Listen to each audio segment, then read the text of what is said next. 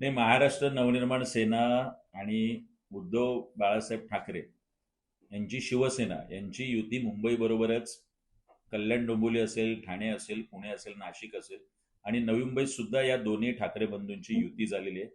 जागा वाटपा संदर्भातल्या 4-5 बैठका शिवसेना आणि महाराष्ट्र नवनिर्माण सेना असं आमच्या झालेल्या आहेत आणि लवकरच आज उद्या चित्र स्पष्ट होईल आणि उद्या परवा फॉर्म भरायची सुद्धा प्रक्रिया सुरू होईल. महाराष्ट्र नवनिर्माण सेना म्हणून आमच्याकडे 111 जागांसाठी उमेदवार होते.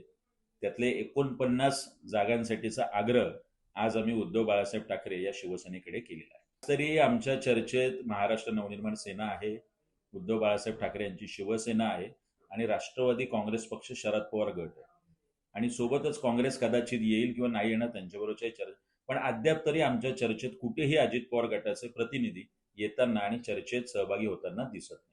मी भारतीय जनता पक्षाला आणि RSSचे जे काही कार्यकर्ते आज इच्छुक आहेत, आपण आयुष्यभर एका कुटुंबाचे आणि कुटुंबाचे जे सरदार आहेत त्यांच्या आयुष्यभर सतरंजा उचलणार आहात का? एक वेळ एक प्रसंग असतो, या नवी मुंबईचा विकास करायला म्हणून संदीप नाईक राष्ट्रवादी काँग्रेस पक्षात जातात. तिथे निवडणूक हरल्यानंतर परत स्वतःचा विकास करायसाठी आणि स्वतःसोबत नेलेले जे 40 पक्ष बदलू नगरसेवक आहेत यांचा विकास करण्यासाठी परत भारतीय जनता पक्षात येतात. त्यांनाच तिकीटं मिळणार आहेत, या पक्ष बदलूंना शिंदेकडे असलेल्या गद्दारांनाच तिकीटं मिळणार आहेत.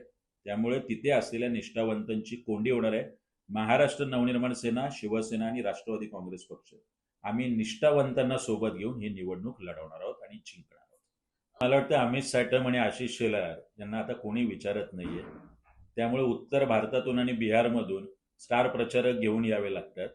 हीच ती भारतीय जनता पक्ष आहे ज्याच्याबद्दल आम्ही म्हणतो हिंदी भाषेची सक्ती असेल, कबूतर खाण्याच्या वेळी एका जैन समाजाचं ज्या पद्धतीने तुष्टीकरण केलेलं आहे त्यासाठीच आज महाराष्ट्रातलं मराठी मन एकवटलंय आणि यांना योग्य तो धडा येणाऱ्या महानगरपालिकांमध्ये नक्की शिकवेल.